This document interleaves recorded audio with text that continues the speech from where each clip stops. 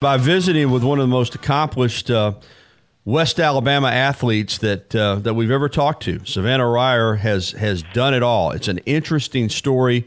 We want to share it with you if you don't know it already. Good morning, Savannah. How are you? Good morning. I'm good. How are you? Doing great. Good to have you on. Let's kind of, for the people who aren't familiar with you, let's track back in time. You grew up loving sports in a sports family. You've always played sports. You were tremendous both when you lived in South Carolina and when you moved back to Alabama. You played soccer. You played basketball. And, yes, you played football. You were a kicker, the starting kicker at Northridge High School. You excelled academically. How did you manage as a high school student athlete to do everything and do it all so well? It must have taken a lot of commitment on your part. Yeah, I think that growing up, I always played club sports from such a young age, and club sports are really demanding of you just on the athletic side, but you learn really quickly how to manage your homework and just time with your friends and everything. So I definitely think growing up in those type of sports and environments really helped me. And then just having like a super supportive family and everything that was always there to help if I ever felt overwhelmed or needed anything from them. So I'm really thankful for that. We'll get to your basketball career in a moment because that's what took you to college. But it appears to me, knowing you and your family a little bit, that soccer was kind of your first love, and that led to, and of course you love football, and that led to you becoming a kicker. And your story has been well documented. You were the starting kicker at Northridge High School. It's interesting for a girl to play football in the first place, but then once you become a member of the team, coach doesn't run you out there just because it's a neat story or because you got a ponytail. He runs you out there because you can make kicks. Give us some insight, please, on how the kicking started and how you advanced to the point that not only were you a terrific high school kicker, you consider the possibility, and we'll get to this again in a moment, that you still may get an opportunity to do that, but you consider the possibility of kicking in college. Yeah, so my sophomore year of high school, like you said, my first love was soccer, and I ended up burning out a little bit on it. I had played since probably kindergarten, first grade, and like I said earlier, club soccer is very demanding. So I got to my 10th grade year, and I was just I was playing AAU basketball, club soccer, and I was just, like, completely burned out on soccer. So I was like, you know what, I'm going to try something new. My dad had always said, like, I think you could kick. So we went out to the field one day, and we started kicking, and I was surprised because I could do it. And I was like, wow, this is actually kind of fun and different. My mom took a video, and I believe she posted it to Facebook, and she was friends at the time with some of the football coaches' wives on Facebook, and the special teams coach ended up showing that video to the head coach, and the next day or so at school, I was lifting weights for basketball, and the head coach comes in and is like, hey, saw the video, do you want to come and try out? And I was like, kind of nervous, but I was like, you know, why not? Like, I'm going to give soccer a break. And I went out, ended up doing well, and they're like, well, we have a spot. So I ended up kicking there for 2 years, and then I get to Northridge, which I actually considered not playing for just a little bit. I was kind of like, I don't know. I'm in Alabama. I don't know how that would be received. But then I started to think, like, Sav, you've never thought like this before. This is not you. You always go for things. So there was a lunch table set up my junior year, because I transferred in the middle of the year after football season and basketball season. So my junior year, I went up to Coach Mike Smith, who was the coach at the time, and said, hey, I want to come out for the team. I played for 2 years, varsity kicker at my old school, and he kind of looked at me and was just like, I don't know about that. And I was like, well, I have film. Like, I'll come try out whatever you need. I was super confident at that point. Wasn't really the response I was expecting, but I ended up going to try out and drilled pretty much every kick, I'm pretty sure, in front of all the guys, too. And he was like, well, I think we can make a spot and I knew they didn't have a kicker whatsoever. So I was like, okay, I guess you can make a spot type thing. But we ended up having a great relationship, and he was super influential in just me growing as a player and a person. So that's kind of a little backstory on how it all happened. And that is so neat. And you said something that I was going to ask you about. It struck me, and you kind of alluded to it. When you moved back to Alabama from South Carolina, you were a little hesitant at first. It worked out so well, but once you – and this is a different time. We're so accepting now of all athletes. But still, this is a predominantly male sport. High school football is revered in this state. Was there any pushback at all? How were you accepted by your teammates? Was there anything ever negative that you had to deal with being a female on a high school football team, or did everything go swimmingly well? Were there ever any trying times? I think there were a couple, but not necessarily from my teammates. So it's more from just other teams and right. people in the community that maybe didn't agree with what was happening. But when I got on both teams, I decided I was going to lift weights, train, run, do all of the things that they go through in the summer. And I think that really helped with accepting me just as an athlete, not really as a female athlete, just as, okay, she's a teammate and she can help us win. So I didn't think I really got any from teammates. But like I said, there's always going to be a couple. I got a couple hits on some PATs and field goals. I think just because, when you are losing to a team and you have a girl kicker to top it off, people don't always take that well. So it was nothing I wasn't used to, and my teammates always stuck up for me on the field, so I never really had an issue outside of that. That's great. And at the end of the day, it's about performance, and that's what helps you so much is you performed well. You made clutch kicks. You got the job done. So in high school, you're an exceptional soccer player. You're playing high school football. You got a strong leg, and basketball came to you a little bit later, but you began to excel in basketball, and that was the route that you wound up going for college. How did you decide ultimately between the three sports that basketball would be the one that you would pursue at the next level? I think that basketball I never burned out on. I played since kindergarten, and I love the idea of the competition, and even if you make a mistake, you can get it right back type thing.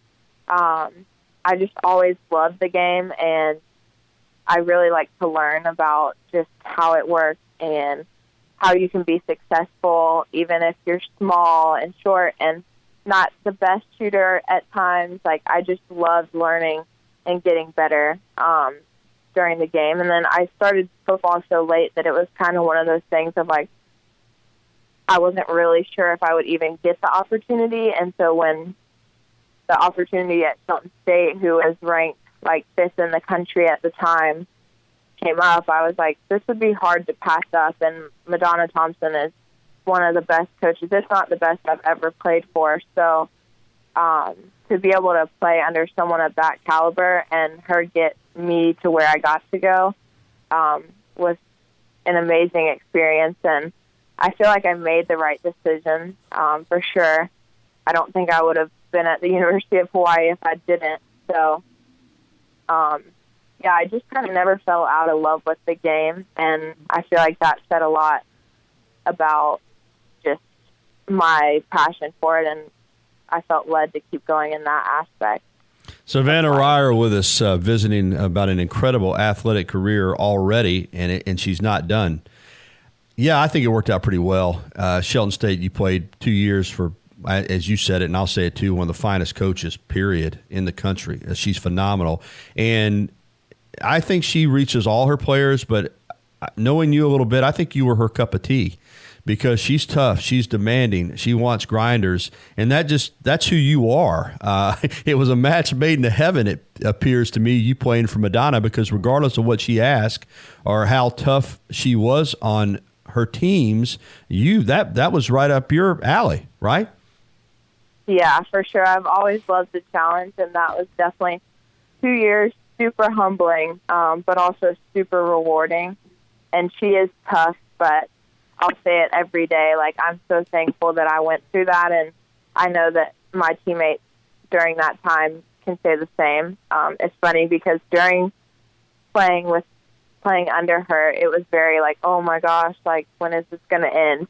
But then when you leave, it's like, dang, I really wish Shelton State was a 4-year, so I could stay and play and win championships and make it to the national tournament every year and just be a part of something bigger than yourself that really, truly matters.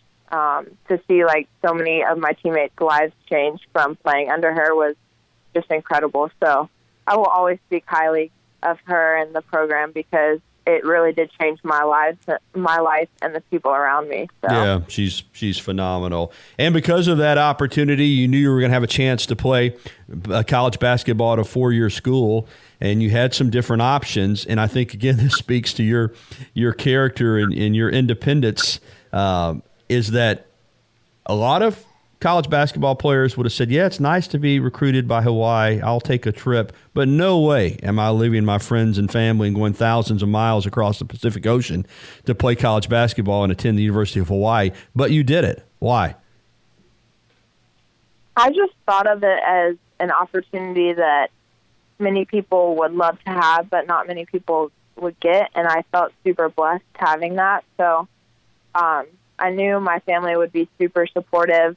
Obviously, it's tough when you're that far apart, but I had a great support system, and I felt like it was the right place. And I'm big in my faith, and when I was there on my official visit, I just felt super called to be there, not just for basketball, but just for a bigger purpose, and serving the people of Hawaii and just my teammates and the other student athletes at the university. So it was a pretty easy decision once I took that visit. I think within the first day I was like ready to commit, but I kind of wanted to, make it a little dramatic. But I think they knew all along that I was pretty much coming there just because I was in love with it the first day I saw it. So. Yeah, and what a unique opportunity it is for a student athlete. And you and your coach there, Laura Beeman, again, I'm over here in Alabama, but I would log on and watch some of your games and check out your highlights and listen to some interviews. You seem to really have bonded with her very well, as similar to what you did with Coach Thompson. Yeah, for sure. She brought me in as more of like a culture changer. They had been through a lot of coaching changes and just transferring and a bunch of stuff. So they wanted something solid and consistent. So that was kind of my role.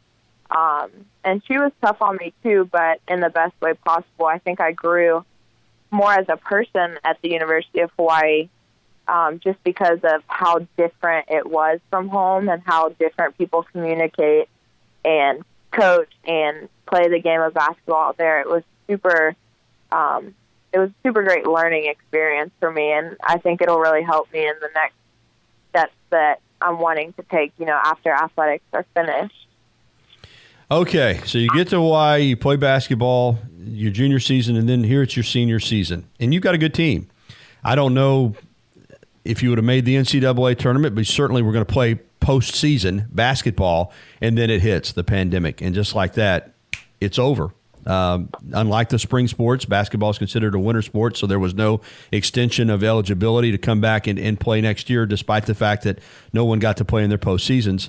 I know that was a bitter pill to swallow, but you decided, I don't necessarily want to be done with my athletic career. The rules are that if you play 4 years in one sport, you have a fifth year of eligibility in a second sport. It doesn't happen often, but it does happen, and now that's where you're at. You're going to try to pursue or are pursuing through the transfer portal an opportunity in soccer or as a football kicker. Why?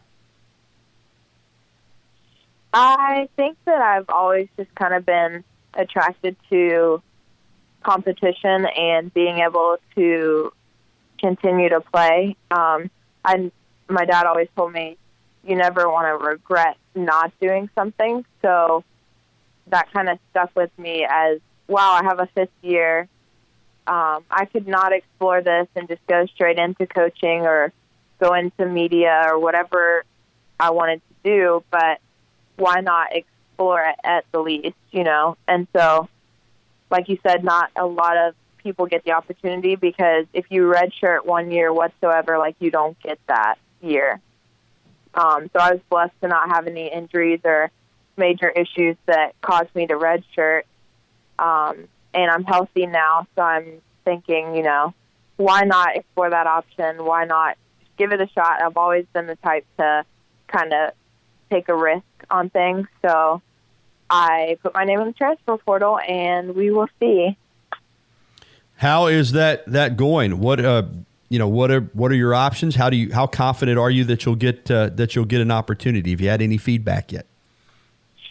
So at first I got put in the women's basketball portal because I don't believe they've ever put a female in the men's football portal. I don't think that's ever been really done, especially a Division I athlete trying to transfer out of their sport to a different sport, and it being women to men.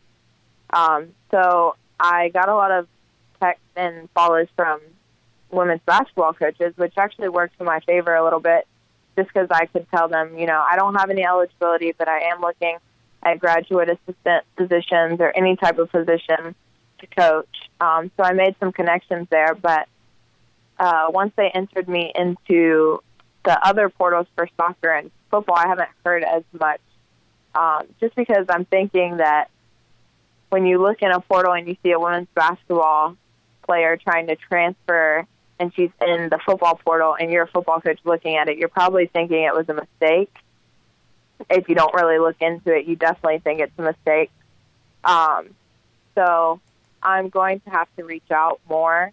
And I've been kind of listing off schools that I believe I could play at and also that have the right situation numbers-wise and everything with kids they're bringing in. So right now it's kind of up in the air. I'm definitely still trying to pursue it, but just being patient with everything going on, too. It's been a little more difficult, I think, than it would have been no doubt if it was a normal year. So that's kind of where I'm at right now. Well, I've loved the opportunity to share your story, and you've referenced your dad several times. I didn't want to make this interview about your dad, so that's why I didn't bring him up. But your dad is Travis Reier, who is senior analyst at BamaOnline.com and host here at Southern Fried Sports after my show. And of course, your mom, Heather, very supportive parents. I know that's played a big role in your success, and for them to continue to support you in these very, optimistic endeavors that you still want to pursue. That's got to be very comforting to have that type of parental support. Yeah, for sure. They've always been there for me, so I'm super thankful for that. Making decisions that I've had to make in my athletic and just academic career a lot easier. So I'm definitely blessed.